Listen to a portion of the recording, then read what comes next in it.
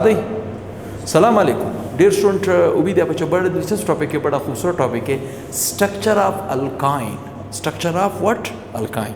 अब एक अल्काइन बहुत बड़े ख़ानदान का नाम है। हम इतने बड़े ख़ानदान के स्ट्रक्चर की बात करते हैं तो उस अल्काइन के ख़ानदान के अंदर जो सबसे छोटा या जो सबसे पॉपुलर कंपाउंड है उस कंपाउंड को हम कहते हैं इथाइन। इसका पहला कंपाउंड क्या है? इथाइन।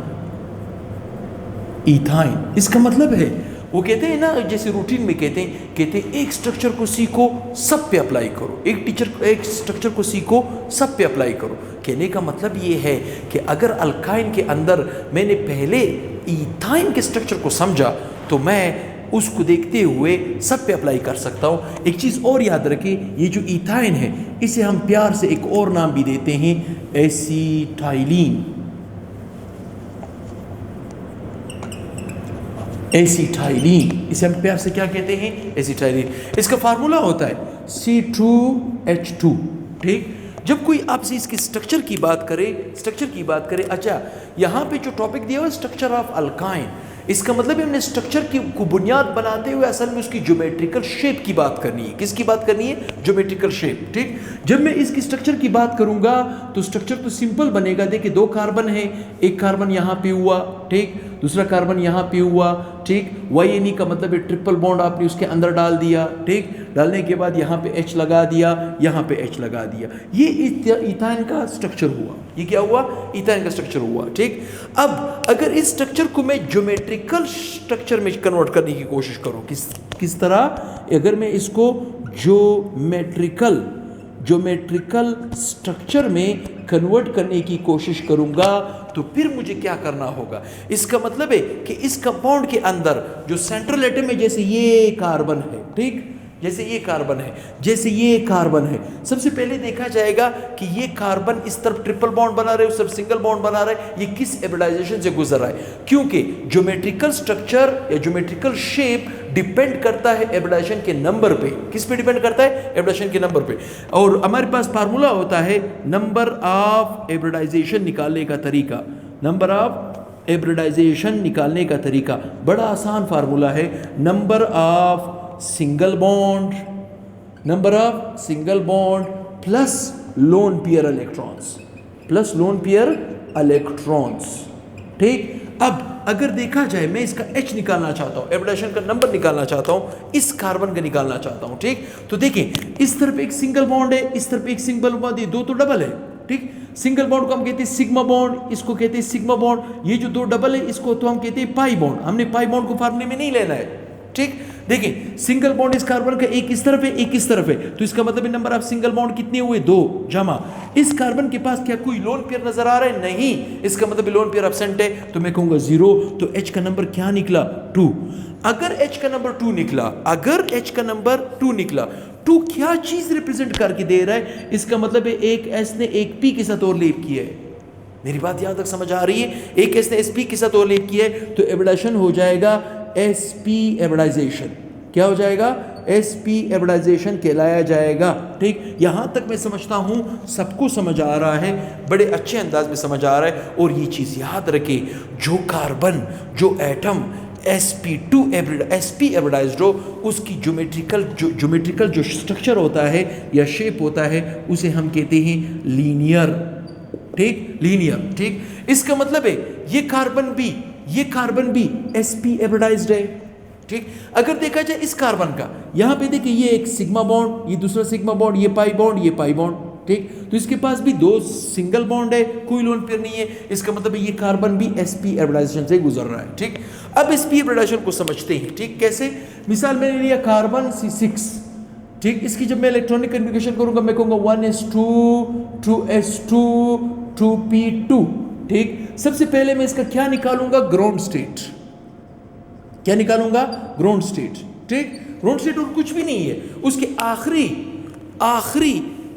शेल का आपने जस्ट उसके अंदर ये दिखाना है कि एक्चुअली कौन सा इलेक्ट्रॉन कहाँ पे मौजूद है, ठीक। तो देखिए ये जो S है, S का एक ऑर्बिटल बनता है और P के कितने बनते हैं? 3। P के कितने बनते हैं? 3। अब गौर सुने, 2 इलेक्ट्रॉन यहाँ पे मौजूद है, एक इलेक्ट्रॉन यहां पे है, ठीक, एक इलेक्ट्रॉन यहां पे है, ठीक। अब अगर देखा जाए कार्बन ग्राउंड स्टेट में अनस्टेबल है, कैसे पता चला? ये जो S है ये मोर स्टेबल है और ये है अनस्टेबल, तो यहां से एक इलेक्ट्रॉन जब यहां से जाएगा तो ये मोर स्टेबल से स्टेबल हो जाएगा और ये क्या हो जाएगा, ये अनस्टेबल से स्टेबल हो जाएगा, तो इक्विलिब्रियम बन जाएगा।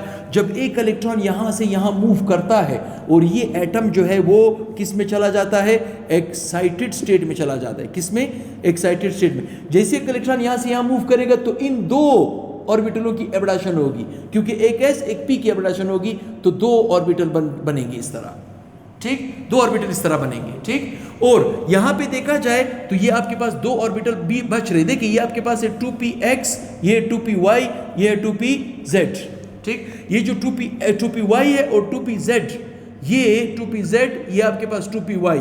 इसके अंदर एक इलेक्ट्रॉन है, इसके अंदर एक इलेक्ट्रॉन है। एब्रेशन में सिर्फ एक S और एक P ने हिस्सा लिया है, तो इसका मतलब क्या हुआ? इसका मतलब ये हुआ कि इस ऑर्बिटल का नाम होगा sp, इसका नाम भी होगा sp। अब गौर से सुने, अब गौर सुने, जब कभी s का ऑर्बिटल स्फेरिकल और p का ऑर्बिटल डंबल आपस में रिएक्ट होता है तो कुछ कुछ कंडीशन इस तरह होती है।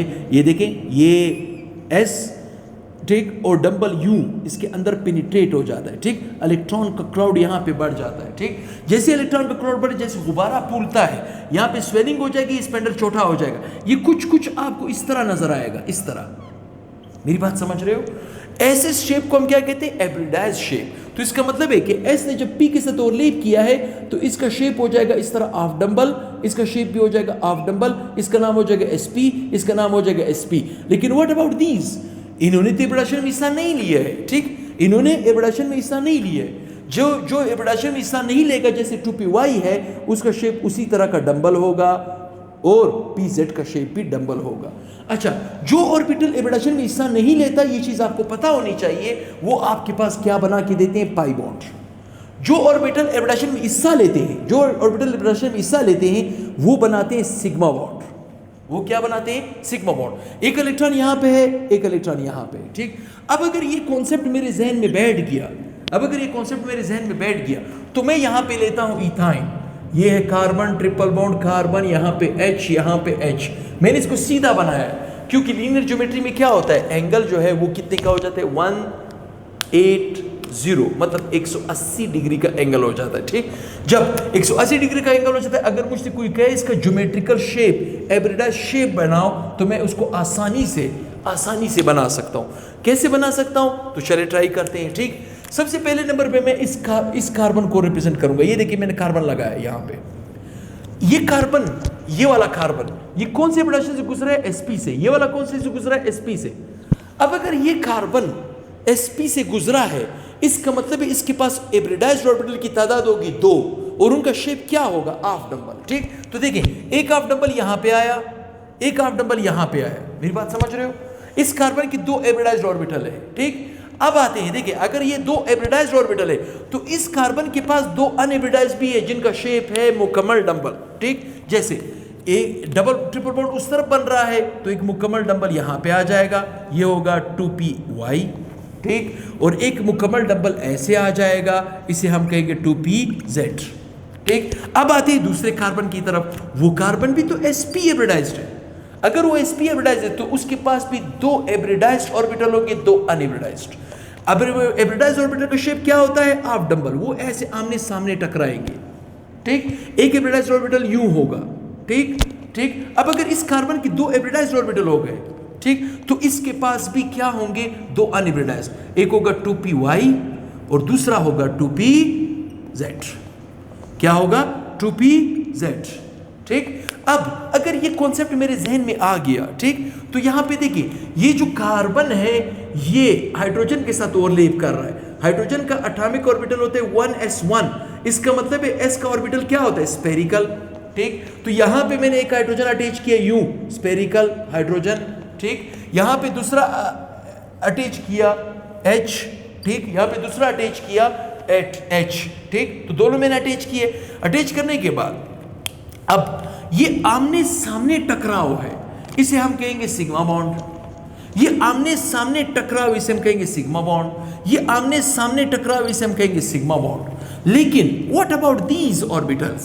जो अनहिब्रिडाइज्ड है, ठीक। जैसे 2py ऊपर नीचे और एक ऊपर आपस में ओवरलैप कर जाएंगे, ये एक पाई बॉन्ड बनेगा, ठीक। एक आपके पास 2pz और 2pz ऊपर और नीचे ओवरलैप कर जाएगा, ये आपके पास दूसरा पाई बॉन्ड बन जाएगा, ठीक। पाई बॉन्ड जब दो एटमों के बीच बनता है तो अनहिब्रिडाइज्ड ऑर्बिटल के बीच बनता है। मेरी बात यहां तक समझ आ रही है? अनहिब्रिडाइज्ड ऑर्बिटल। अब इसका आखिरी काम ये होता है कि इनको आपने नाम देना है, ठीक, लेबल करना है। जैसे आप डायग्राम बनाते हो उसके बाद आप उसको लेबलिंग करते हो, तो यहां पे भी आपने लेबल करना है। कैसे? देखिए, इस हाफ डंबल का नाम है SP। ये किससे ओवरलैप कर रहा है? S से। तो ये कौन सी ओवरलैपिंग होगी? SP-S, ठीक है। यहां पे देखिए, ये हाफ डंबल इसका नाम है SP, ये हाफ डंबल इसका नाम भी SP ओवरलैपिंग है, ठीक। यहां पे देखा जाए इसका नाम है SP, इसका नाम है S। ये कौन सी ओवरलैपिंग है? S-SP ओवरलैपिंग है, ठीक। और ये आपके पास PP ओवरलैपिंग है, ये आपके पास PP ओवरलैपिंग है, ठीक। इस तरह आपने इनको नाम भी देना होगा। ये आपके पास अल्काइन का प्यारा सा एब्रिडाइज्ड स्ट्रक्चर निकल आएगा। क्या चीज? एब्रिडाइज्ड स्ट्रक्चर निकल आएगा। किसका? इथाइन का। वो कहते हैं एक को सीखो, सब पे अप्लाई करो। अगर इथाइन का स्ट्रक्चर में सीखा तो प्रोपाइन का स्ट्रक्चर भी इसी तरह बनेगा, ब्यूटाइन का भी इसी तरह बनेगा, पेंटाइन का भी इसी तरह बन गया। तो मैं समझता हूँ किसी ने स्क्रीनशॉट लेना हो तो वो ले सकता है। अब ये टॉपिक आपके लिए काफ़ी ईजी हो गया है, ठीक, काफ़ी इजी हो गया है। मैं एब्रिडाइजेशन के ऊपर इंशाल्लाह बेहतरीन लेक्चर्स देने वाला हूं और बड़ा नॉलेज देने वाला हूं उसके अंदर, तो वेट करें। इंशाल्लाह बहुत ही जल्द एब्रिडाइजेशन के मुकम्मल टॉपिक्स आपके पास फर्स्ट ईयर के चैप्टर में आएंगे। और मैंने उसी जगह पे ये टॉपिक्स रोके हुए हैं क्योंकि डिमांड जब मैंने देखा सेकेंड ईयर का बहुत ज़्यादा था और एंट्री टेस्ट वगैरह में सेकेंड ईयर बहुत ज़्यादा आ रहा था, तो इस वजह से मैं सेकेंड ईयर का कोर्स काफ़ी लंबा भी है, तो मैं समझता था कि मैं इस सेकेंड ईयर वाले कोर्स को थोड़ा सा आगे पुशअप कर सकूँ, क्योंकि वो बड़े बच्चे होते हैं, अक्सर उनके सामने एक कैरियर इंतज़ार कर रहा होता है। तो मैं समझता हूँ उनका कोर्स ज़्यादा लाजमी है as compare to first year के। तो मैंने 2 चैप्टर कंप्लीट किए, तीसरे पे काम चल के मैंने रोक दिया, ख़ास इस एब्रिडाइजेशन की टॉपिक पे रोका है। तो इंशाल्लाह एब्रिडाइजेशन को मैं डिटेल से करवाऊँगा, लेकिन wait for my next lecture. और कम अज़ कम अगर वीडियो पसंद आता है तो लाइक पे यूट्यूब पे दिया करें, अच्छे कमेंट्स दिया करें, शेयर किया करें, अपने दोस्तों के साथ शेयर करें और सब्सक्राइब किया करें। दुआ में याद रखें, इंशाल्लाह बहुत जल्द हाजिर होऊंगा। अल्लाह हाफ़िज़।